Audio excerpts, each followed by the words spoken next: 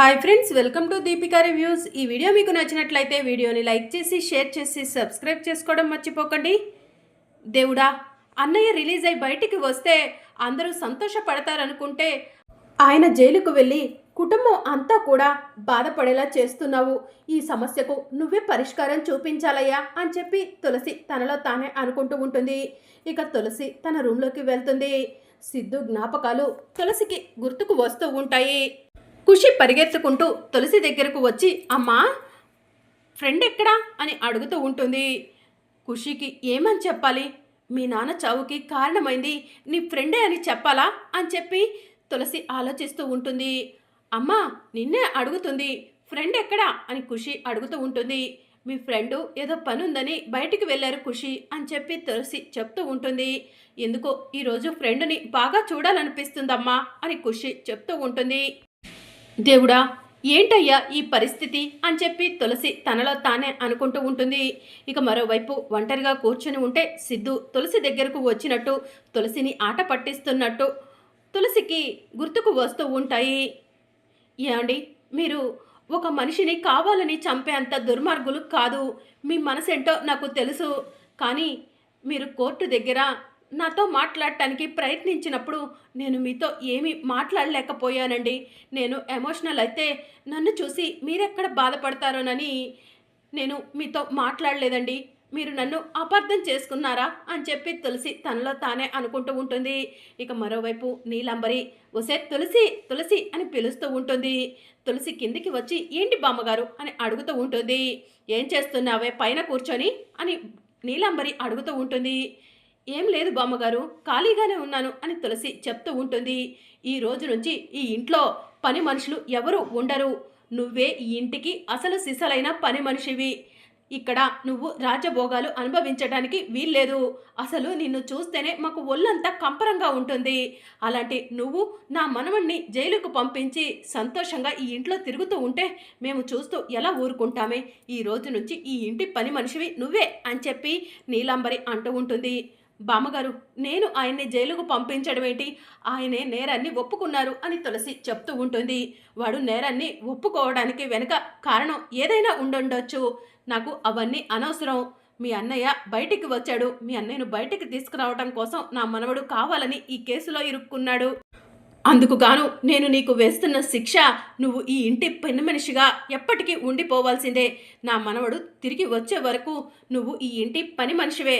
గుర్తుపెట్టుకో, ఈ రోజు నుంచి ఉదయమే లేచి ఇంటి పనులన్నీ చక్కబెట్టు అని చెప్పి నీలాంబరి చెప్తూ ఉంటుంది.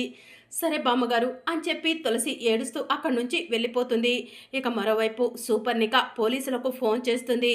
ఏంటి మేడం ఇలా ఫోన్ చేశారు అని ఎస్ఐ సూపర్నికను అడుగుతూ ఉంటాడు. సిద్ధు స్టేషన్లోనే ఉన్నాడా అని సూపర్నిక అడుగుతూ ఉంటుంది. స్టేషన్లోనే ఉన్నాడు మేడం అని ఎస్ఐ చెప్తూ ఉంటాడు. నువ్వేం చేస్తావో నాకు తెలీదు. సిద్ధు బ్రతకటానికి వీల్లేదు అని సూపర్నిక చెప్తూ ఉంటుంది. మేడం, సిద్ధు బాబు ఎవరనుకుంటున్నారు? బసవరాజు గారి కొడుకు, ఎమ్మెల్యే విశాలాక్షి గారి కొడుకు.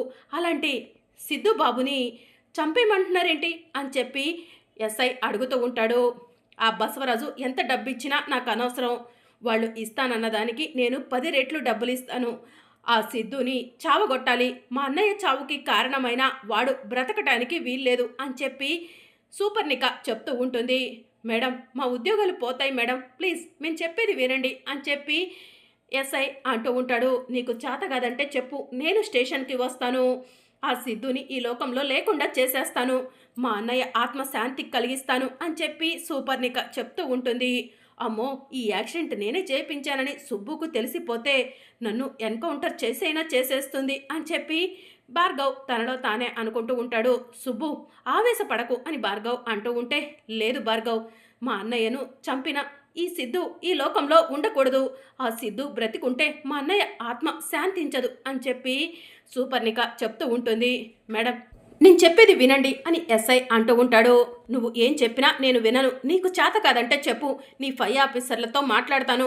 వాళ్ళకెంత డబ్బు కావాలన్నా ఇచ్చి ఆ సిద్ధుని చంపి ఇస్తాను అని చెప్పి సూపర్నిక చెప్తూ ఉంటుంది. వద్దులేండి మేడం, ఆ పనేదో నేనే చేస్తాను అని ఎస్ఐ చెప్తూ ఉంటాడు. ఈ రాత్రికే ఆ సిద్ధుని చంపేయాలి అని చెప్పి సూపర్నిక చెప్తూ ఉంటుంది. సరే మేడం అని చెప్పి ఎస్ఐ అంటాడు. ఇక ఆ సిద్ధు ఈ లోకంలో ఉండడు. నా అన్న శ్రీకాంత్ ఆత్మ శాంతిస్తుంది అని సూపర్నిక పకపకమని నవ్వుతూ ఉంటుంది. ఇక మరోవైపు తులసి ఒంటరిగా కూర్చొని ఉంటుంది. ఏమండి, మీరు ఇలా నేరాన్ని ఒప్పుకుంటారని అసలు అనుకోలేదండి. మీరు నిజంగా తప్పు చేశారా? లేకపోతే మా అన్నయ్యను కాపాడటం కోసమే నేరాన్ని మీ పైన వేసుకున్నారా? అని చెప్పి తులసి తనలో తానే అనుకుంటూ ఉంటుంది. ఇప్పుడే స్టేషన్‌కు వెళ్తాను. ఆయనతో మాట్లాడతాను అని తులసి తనలో తానే అనుకుంటూ ఇంట్లో నుంచి బయటకు వెళ్తూ ఉంటుంది. "ఏయ్ తులసి, ఎక్కడికి వెళ్తున్నావు?" అని నీలాంబరి అడుగుతూ ఉంటుంది. "ఒక్కసారి స్టేషన్‌కు వెళ్ళి ఆయన్ను కలిసొస్తాను" అని తులసి చెప్తూ ఉంటుంది. "ఎందుకు? ఇంకా ఏ రాచకార్యాలు వెలగబెట్టాలని?" అని చెప్పి నీలాంబరి అడుగుతూ ఉంటుంది. "ప్లీజ్ బామ్మగారు, నా మాట వినండి. ఒక్కసారి నేను స్టేషన్‌కు వెళ్ళి ఆయనతో మాట్లాడతాను. ఆయన నేరాన్ని కావాలని తన పైన వేసుకున్నారా? లేదంటే ఇంకేదైనా కారణముందో తెలుసుకుంటాను. ఆయన్ను నిర్దోషిగా బయటకు తీసుకురావడానికి నా వంతు ప్రయత్నం నేను చేస్తాను" అని తులసి చెప్తూ ఉంటుంది. "ఇది ప్రయత్నం చేయటం వల్ల నా మనవడు బయటికి వస్తే మంచిదే కదా" అని నీలాంబరి తనలో తానే అనుకొని "సరే వెళ్ళు" అని చెప్పి చెప్తూ ఉంటుంది. ఇక మరోవైపు స్టేషన్లో పనిచేసే ఎస్ఐ సిద్ధు ఉన్న సెల్లోకి వెళ్తాడు. సిద్ధు ఎస్ఐని చూసి "ఏంటి సార్ ఇలా వచ్చారు?" అని అడుగుతూ ఉంటాడు. The great business man Srikanth గారి ప్రాణాలు అంత ఈజీగా తీసేసి ఇలా ఎలా కూర్చోగలుగుతున్నావు అని ఎస్ఐ అంటూ ఉంటాడు. "నేను అది కావాలని చేసిన తప్పు కాదు" అని సిద్ధు అంటూ ఉంటాడు. "కావాలని చేసినా, తెలియకుండా చేసినా, తెలిసి చేసినా తప్పు తప్పే, అందుకు శిక్ష అనుభవించాల్సిందే" అని ఎస్ఐ అంటూ ఉంటాడు. "అందుకే కదా సార్ శిక్ష అనుభవిస్తున్నాను" అని సిద్ధు అంటూ ఉంటాడు. "ఇలా కాదు, నేను చూపిస్తాను అసలు శిక్ష అంటే ఏంటో" అని ఎస్ఐ సిద్ధుని లాఠీ తీసుకొని కొడుతూ ఉంటాడు. "సార్ సార్, ఎందుకు సార్ ఇలా కొడుతున్నారు?" అని చెప్పి సిద్ధు అంటూ ఉంటాడు. "అవన్నీ నీకు చెప్పాల్సిన అవసరం లేదు" అని ఎస్ఐ సిద్ధుని కొడుతూ ఉంటాడు. "మీ కస్టడీలో ఉన్న నేరస్తుని మీరు ఇన్వెస్టిగేషన్ చేయాలే కానీ చేయి చేసుకోకూడదు" అని చెప్పి సిద్ధు చెప్తూ ఉంటాడు. "ఏంటి మాకే పాఠాలు చెప్తున్నావా? నీ నేర చరిత్ర ఏంటో మాకు తెలుసు. అమాయకురాలైన తులసి గారి మెడలో తాళి కట్టావు. ఆ అమ్మాయిని సొంతం చేసుకోవడం కోసం ఆ అమ్మాయి పెళ్లి చేసుకోబోయే అతన్ని నిర్దాక్షణ్యంగా చంపేశావు" అని చెప్పి ఎస్ఐ అంటూ ఉంటాడు. "ప్లీజ్ ఎస్ఐ గారు, నేను చెప్పేది వినండి. నేను కావాలని అతన్ని చంపలేదు" అని సిద్ధు అంటూ ఉంటాడు. "దొరికిపోయిన తర్వాత అందరూ అలానే చెప్తారులే" అని ఎస్ఐ లాఠీ తీసుకొని సిద్ధుని కొడుతూ ఉంటారు. ఇక సిద్ధుకి ఒంటి మీద గాయాలవుతూ ఉంటాయి. సిద్ధు ఒంటి మీద రక్తం వస్తూ ఉంటుంది. అప్పుడే తులసి స్టేషన్కు వస్తుంది. ఎస్ఐ సిద్ధుని కొట్టడం చూసి "ఎస్ఐ గారు, ఏం చేస్తున్నారు మీరు?" అని తులసి అంటూ ఉంటుంది. "మీరు ఇక్కడికి ఎందుకు వచ్చారు? వెళ్ళిపోండి" అని ఎస్ఐ అంటూ ఉంటాడు. "మీరు ఇలాంటిదేదో చేస్తారని నేను ఊహించాను, అందుకే వచ్చాను" అని తులసి చెప్తూ ఉంటుంది. "కానిస్టేబుల్స్, ఈవిడ్ను సెల్లోకి రానివ్వకండి" అని ఎస్ఐ చెప్తూ ఉంటాడు. "అయితే మీ పై ఆఫీసర్లకు ఫోన్ చేసి నేను స్టేషన్ దగ్గరకు వచ్చాను, నా భర్తను కలవకుండా అడ్డుకుంటున్నారని కంప్లైంట్ ఇస్తాను" అని తులసి చెప్తూ ఉంటుంది. "వద్దు, అలాంటి పని చేసి మా ఉద్యోగాలు పోయేలా చేయకండి" అని ఎస్ఐ అంటూ ఉంటాడు. "అయితే నన్ను నా భర్తతో మాట్లాడనివ్వండి" అని తులసి చెప్తూ ఉంటుంది. "లోపలికి రండి" అని ఎస్ఐ అంటాడు.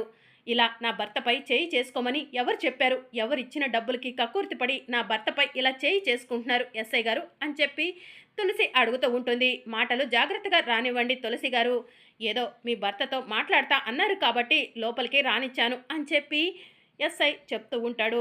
ఇక సిద్ధు దగ్గరికి తులసి వెళ్ళి "ఏంటండి ఇదంతా?" అని అడుగుతూ ఉంటుంది. "తులసి, నీకు నా పైన కోపం లేదా?" అని సిద్ధు అడుగుతూ ఉంటాడు. "మీ పైన నాకు కోపం ఎందుకు ఉంటుందండి? మీరు మీ మనస్తత్వం ఏంటో నాకు తెలీదా అండి?" అని తులసి అంటూ ఉంటుంది. "మీరు ఎందుకు ఈ నేరాన్ని అంగీకరించారో నాకు తెలియదండి, కానీ మీరు అలాంటి మనిషి కాదని నాకు తెలుసు" అని తులసి చెప్తూ ఉంటుంది. "ఆ ఎస్ఐ ఇలా కొడుతుంటే మీరు ఎలా తట్టుకుంటున్నారండి?" అని చెప్పి తులసి అంటూ ఉంటుంది. "ఎవరో డబ్బులిచ్చి ఆ ఎస్ఐతో ఇదంతా చేపిస్తున్నారు" అని చెప్పి సిద్ధు చెప్తూ ఉంటాడు. "ఏవండి, నిజమేంటో నాకైనా చెప్పండి. మీరు ఈ యాక్సిడెంట్ చేయలేదు కదండి" అని తులసి అంటూ ఉంటుంది. "నేనే యాక్సిడెంట్ చేశాను తులసి" అని సిద్ధు చెప్తూ ఉంటాడు. "ఎందుకండి అబద్ధం చెప్తున్నారు? మీరు అలాంటి వ్యక్తి కాదు, నాకు తెలుసు" అని తులసి చెప్తూ ఉంటుంది.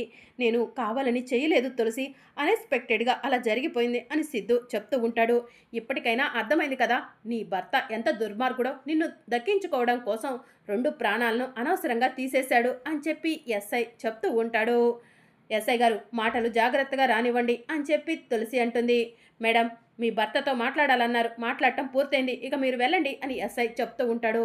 "మా అత్తయ్య విశాలాక్షి ఎమ్మెల్యే, తన గురించి తెలిసి కూడా మీరు మా మా పట్ల ఇలా ప్రవర్తించటం ఏం బాలేదు ఎస్ఐ గారు అని తులసి అంటుంది. ప్లీజ్ మేడం వెళ్ళండి, మా డ్యూటీ మమ్మల్ని చేసుకొనివ్వండి అని చెప్పి ఎస్ఐ చెప్తూ ఉంటాడు. సరే మీ డ్యూటీ మిమ్మల్ని చేసుకొనిస్తాను, నేను వెళ్తాను. కానీ నా భర్తపై మరొకసారి మీరు చెయ్యి వేశారని తెలిసిందో మీ పై ఆఫీసర్లకు మీ పైన కంప్లైంట్ ఇస్తాను, మీ ఉద్యోగం పీకించేస్తాను అని తులసి ఎస్ఐకి వార్నింగ్ ఇచ్చి ఏమండి నేను వెళ్ళొస్తాను అని చెప్పి చెప్తూ ఉంటుంది. సరే తులసి అని చెప్పి సిద్ధు అంటాడు. రాబోయే అప్కమింగ్ ఎపిసోడ్లో ఏం జరగబోతుందో తెలుసుకోవాలనుకుంటున్నారా? అయితే ఛానల్ను సబ్స్క్రైబ్ చేసుకోండి.